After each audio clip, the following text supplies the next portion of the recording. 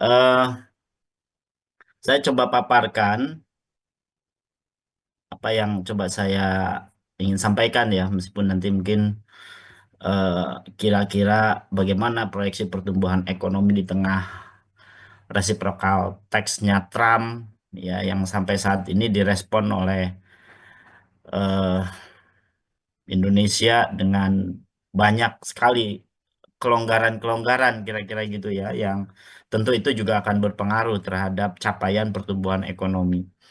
Kalau kita lihat, nanti saya coba lihat proyeksi pertumbuhan ekonomi global seperti apa kondisinya, kebijakan resiprokal mungkin meremain lagi, karena ini berpengaruh dan sepertinya kebijakan ini tidak serta-merta didekati dengan ekonomi begitu ya, tapi juga ternyata didekati non-ekonomi ya, lebih cenderung ke politik.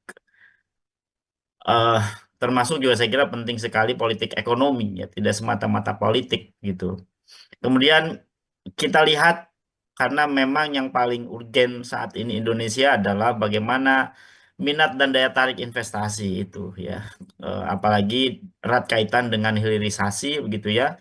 Dan kira-kira bagaimana dampak reciprocal tax Amerika ini yang notabene akan berpengaruh terhadap perekonomian kita. Nah, dunia ini mengalami ketidakpastian, ya, bahkan proyeksi indikator ekonomi dunia termasuk juga IMF, saya kira proyeksinya cukup apa ya namanya pesimis begitu ya. Bahkan Indonesia atau termasuk katakanlah di sini ya emerging atau developing market atau developing economy itu di angka 3,7% gitu ya. Bahkan kalau di globalnya cukup mengejutkan IMF begitu ya, 2,8% di tahun ini, dan tahun depan ya kecil sekali gitu, 0,2%. Nah, tentu tantangan besar bagi negara seperti Indonesia begitu ya untuk menggenjot pertumbuhan di atas 5%, apalagi target pertumbuhan ekonomi kita dalam APBN 5,2%. Dan tahun ini adalah ujung tombak ya, tahun di mana target pertumbuhan ekonomi pemerintah inginnya di akhir periode nanti yang mencapai 8% kira-kira begitu ya. Karena kalau tahun ini tidak di atas target pertumbuhan ekonomi, rasanya tahun depan juga tantangannya semakin besar gitu ya untuk mencapai pertumbuhan ekonomi yang ditargetkan. Periode krisis tentu saja yang semakin cepat begitu ini juga berpengaruh gitu ya dalam mengambil keputusan-keputusan ekonomi ya, terutama tantangan ekonomi ke depan di mana semakin menguatnya bilateral, melemahnya multilateral gitu ya. Dan tentu ini challenging bagi Indonesia untuk semakin inovatif, kreatif ya, tentu saja harus cepat adaptif gitu terhadap perubahan-perubahan dengan kebijakan yang responsif ya terhadap perbaikan eh, kinerja ekonomi dalam negeri. Nah, bagaimana kalau kita ingat ya, ini sebagai reminder saja bagaimana Amerika ya kecolongan dengan membuat berbagai kebijakan hampir 2 dekade yang ternyata kelonggaran kebijakan ekonominya banyak menguntungkan kira-kira begitu ya negara di luar Amerika, utamanya negara-negara yang selama ini semakin kuat perdagangannya. China, saya kira Meksiko gitu ya, Kanada, ya termasuk Indonesia kira-kira gitu ya. Dan Indonesia ini ternyata punya kontribusi mendefisitkan perdagangannya Amerika kisaran hampir 18 miliar US dollar.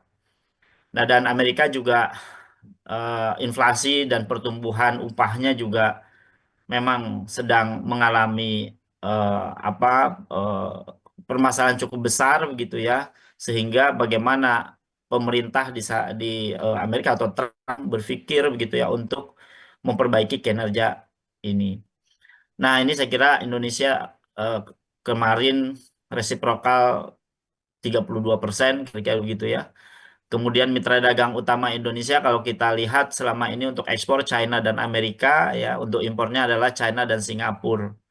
Yang tentu eskalasi proteksi dagang ini juga akan beresiko tentu saja terhadap kebijakan-kebijakan perdagangan Indonesia yang selama ini dilakukan ya bilateral gitu ya. Terutama komoditas-komoditas yang memang sangat strategis, tidak hanya strategis impor, tapi juga strategis ekspor kita. Nah, neraca perdagangan Indonesia Amerika memang mengalami fluktuasi gitu ya. Di tahun 2021 hingga 2024 katakanlah ya fluktuasi dan ada perbaikan kinerja ya. Kalau kita lihat periode Trump misalnya ya, memang mengalami terjadi pelambatan, sempat terjadi pelambatan meskipun kemudian eh, cepat pulih gitu ya.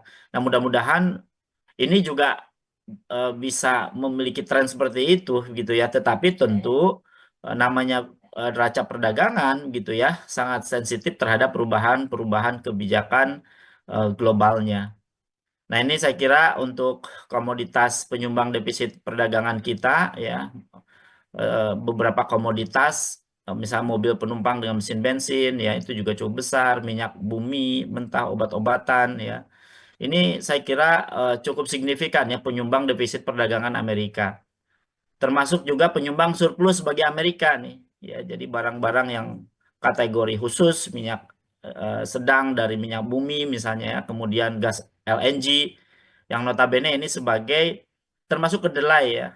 Dan ini menjadi strategi pemerintah begitu selama ini untuk meningkatkan ekspor Amerika dengan barang-barang ini supaya defisit 18 miliar US dollar ini semakin turun gitu ya, minimum nol lah seimbang gitu ya. Nah, perdagangan Indonesia ke Amerika memang terjadi ketergantungan yang cukup signifikan begitu ya kalau kita lihat terutama di komoditas-komoditas tertentu begitu ya. Kemudian juga nilai impornya juga demikian ya. Jadi bagaimana nilai impor kita yang paling besar adalah kedelai ya. Kemudian butana dan juga propana cair ya. Jadi berbasis kimia begitu ya dan ketergantungannya juga cukup signifikan terutama kedelai ya karena sepertinya Indonesia sangat tergantung pada kedelai ini. Nah, bagaimana minat dan daya tarik investasi di Indonesia begitu ya. Kalau kita lihat proyeksi pertumbuhan ekonomi tadi yang disampaikan oleh eh, apa namanya moderator gitu ya. Jadi IMF itu memproyeksikan pertumbuhan ekonomi kita tahun ini adalah 4,6 ya. Jadi tahun depan itu 4,67, kemudian diproyeksikan di 2027 itu 4,8 ya. Jadi eh, lambat sekali gitu ya dengan keadaan seperti saat ini. Artinya apa? Artinya bahwa eh, ketidakstabilan proyeksi ini menunjukkan juga lemahnya pondasi pertumbuhan ekonomi ya jangka pendek bagi Indonesia.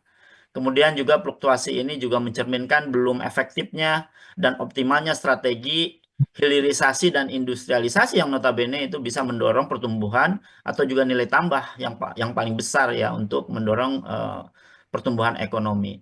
Sehingga implikasinya apa? Ya target pertumbuhan ekonomi 8% yang digaungkan oleh pemerintah ini semakin berat begitu ya. Tantangannya tanpa reformasi struktural yang nyata dan juga realistis ya terhadap tantangan ekonomi. Nah, kemudian bagaimana juga proyeksi share investasi ya terhadap GDP Indonesia misalnya.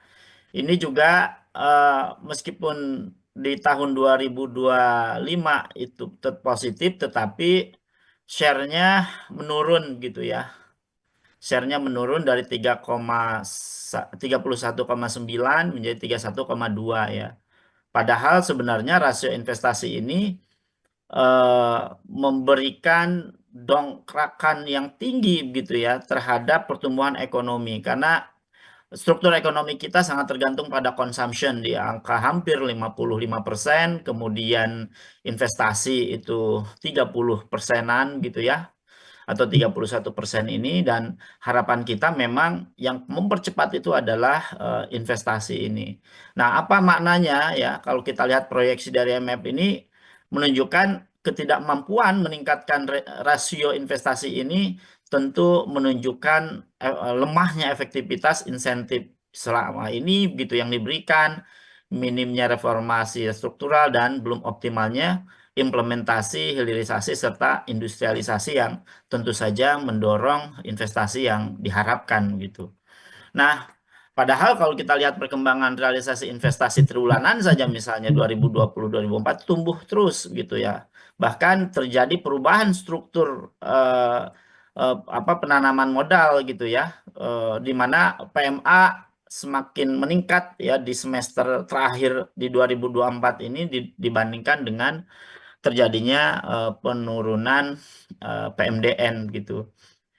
Nah, eh, kemudian perkembangan realisasi investasi juga tentu kalau dilihat struktur ya dari sisi sektoralnya memang dorongan sektor sekunder ini eh, tentu yang diharapkan begitu ya. Memang proporsinya cukup besar di Januari sampai Desember 2024 ini dan eh, ternyata tersier juga ya. Kalau lihat dari PMDN ini lebih banyak di tersier, artinya di jasa. Dan kemungkinan besar ya ini kalau kita lihat di jasa keuangan. Dan justru industri manufaktur di data sekunder seharusnya apa namanya yang paling besar begitu ya kontribusinya seperti halnya PMA. Nah, PMA ini justru masuk di sektor sekunder. Apa maknanya? Maknanya adalah justru sektor sekunder yang notabene memberi kontribusi sangat besar terhadap nilai tambah nampaknya antara PMDN dan PMA tidak sama begitu ya kontribusinya. Bayangkan kalau kemudian antara PMA dan PMDN ini di sektor sekunder, saya kira penguatan struktur ekonomi untuk mendorong hilirisasi maupun industrialisasi akan jauh lebih cepat gitu ya. Karena ternyata PMDN itu lebih senang di tersier ya, hotel, jasa lainnya, konstruksi perdagangan, transportasi, gudang, terus include di situ jasa keuangan. Nah, PMA itu lebih banyak memang kalau lihat sektoral lima besarnya di industri logam dasar ya, pertambangan, industri kertas, transportasi dan industri kimia. Nah, kalau di PMDN tadi ya transportasi gudang dan telekomunikasi, pertambangan, perumahan, jasa lainnya dan industri makanan. Padahal yang paling banyak dan kontribusi paling besar adalah di industri yang notabene tentu saja industri manufaktur yang berbasis pada sumber daya alam tidak hanya agriculture maupun tambang gitu ya. Di situ include mineral maupun apa namanya eh, tambang lainnya itu akan memberi kontribusi yang paling besar terhadap apa nilai tambah dan mendongkrak pertumbuhan ekonomi yang paling besar. Nah, kemudian perkembangan hilirisasi juga kalau kita lihat di tahun 2023 sampai 2024 misalnya ya triwulanan itu juga terjadi fluktuasi sebenarnya sempat turun meskipun di triwulan 4-nya meningkat. Apa maknanya ya? Maknanya adalah pola ini mengindikasikan ketidakstabilan arus investasi hilirisasi sepanjang tahun lalu gitu ya. Dan tentu mencerminkan ketergantungan dari proyek-proyek besar atau lemahnya pipeline investasi yang berkelanjutan. Sehingga tentu ini menjadi tantangan di 2025 agar percepatan proyek dan insentif kebijakan yang mendorong realisasi di akhir tahun misalnya nanti ya, yang ini tentu perlu dikawal ya, perlu ditingkatkan karena sifatnya tidak hanya struktural tapi juga bisa musiman maupun bisa fundamental nanti ya apa, terkait dengan pola yang akan diperbaiki ini gitu. Karena kalau kemudian pola ini tetap sama misalnya pagi 2025 dengan kondisi ketidakstabilan kebijakan apa efisiensi, kemudian kebijakan Trump dan juga banyak sekali kebijakan-kebijakan yang justru itu menjadi bottleneck misalnya, tentu ini harus diantisipasi. Bagaimana apa namanya mendorong ya investasi ini harapannya bisa menekan tingkat pengangguran ya. Jadi kalau kita lihat proyeksi perkembangan pengangguran ya kemungkinan besar di tahun 2025 eh, akan naik begitu ya pengangguran tetapi nanti bisa diantisipasi ya dari 2026 sampai 2027 apa 2028 gitu ya. Memang cenderung eh, stagnan gitu ya. Artinya apa? Pertumbuhan ekonomi yang terjadi selama ini memang jobless growth lah gitu ya karena tidak membuka lapangan usaha baru dengan tentu struktur ekonomi yang masih terlalu bergantung pada sektor informal dan padat karya yang produktivitas rendah. Nah, apa yang kita bisa lihat ya dari kondisi kebijakan Trump ini yang kemudian akan mempengaruhi terhadap kinerja ekonomi, bagi Indonesia akan menurunkan pertumbuhan ekonomi gitu ya, dan banyak sekali sebenarnya akan terimbas.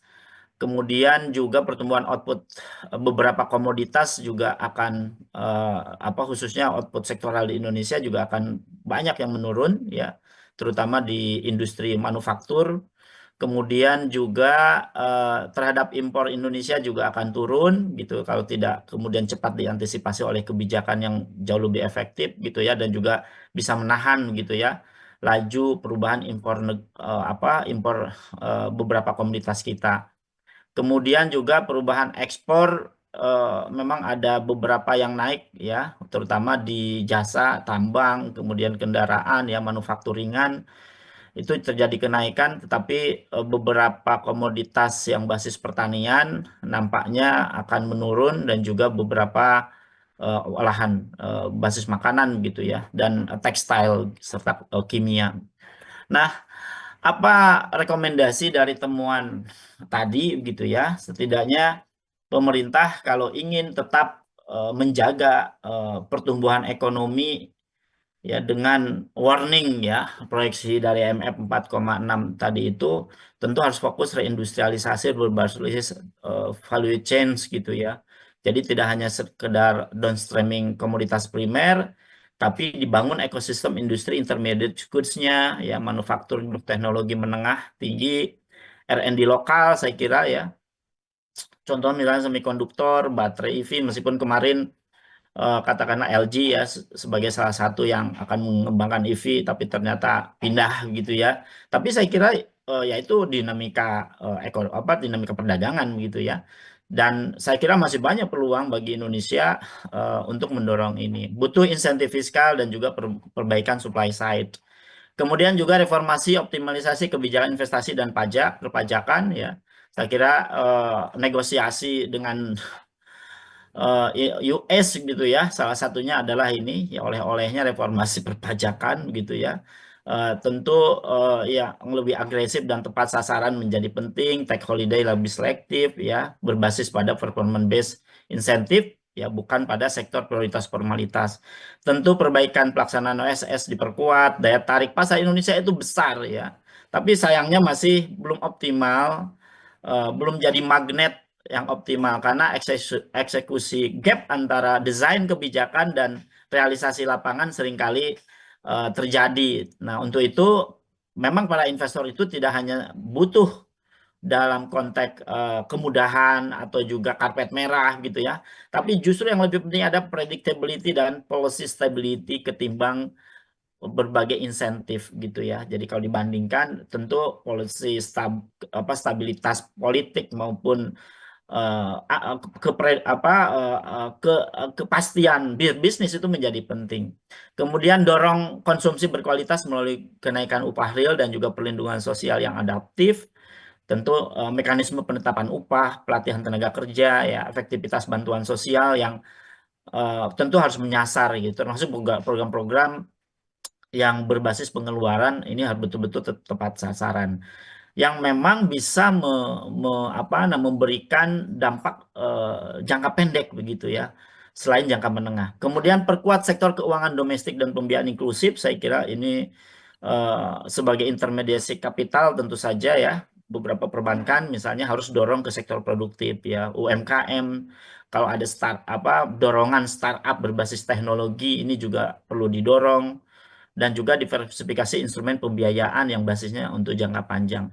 Terakhir adalah bagaimana menjaga stabilitas makro. Saya kira ini penting, inflasi, ya kemudian nilai tukar, ya defisit fiskal yang notabene ini menjadi penting gitu ya, harus tetap dijaga begitu ya. Eh, tetapi tentu Bank Indonesia maupun Kementerian Keuangan harus tetap prudent gitu ya dalam mengelola ekspektasi market, ya utamanya di tengah volatilitas global dan juga potensi lanjutan apa Yun. gejolak dagang ya antara Amerika dan Trump yang saat ini juga masih negotiable gitu ya. Dan untuk itu maka stabilisasi harga pangan juga menjadi salah satu kunci ya untuk menjaga daya beli masyarakat.